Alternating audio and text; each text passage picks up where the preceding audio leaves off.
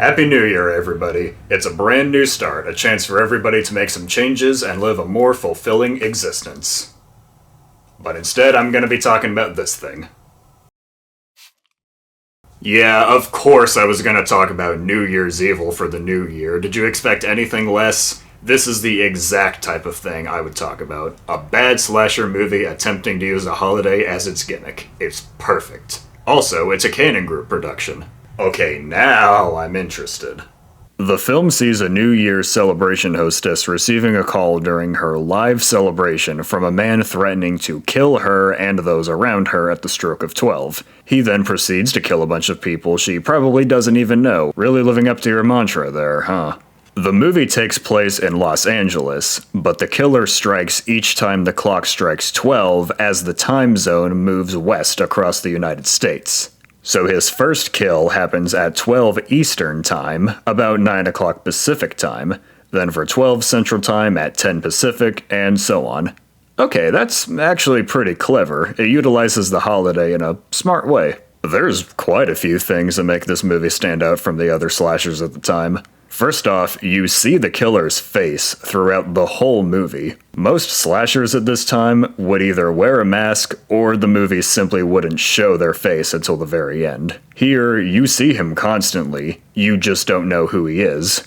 Okay, well, I say that, but I figured out who the killer is within the first 5 minutes, and probably so will you.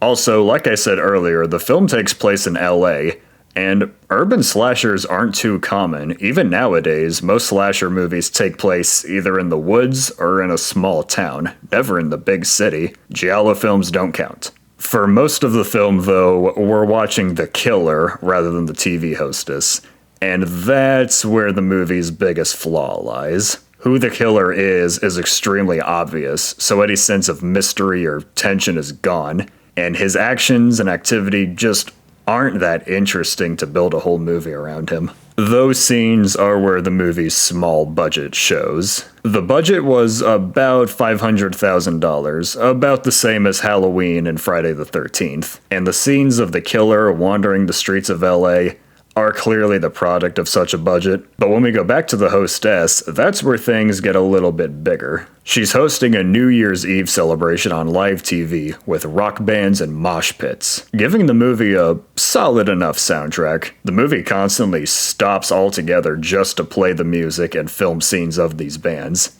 Definitely to pad out the runtime, but at least it's more interesting than anything the killer is up to. There's some elements in this film that helped it stand apart from other slashers at the time, but for the most part, this is just a bland, tepid horror film meant to capitalize on the success of Halloween and nothing else. It's maybe good to watch around New Year's, but if you really need to see a horror film around this holiday, just watch The Substance, man. It's right there.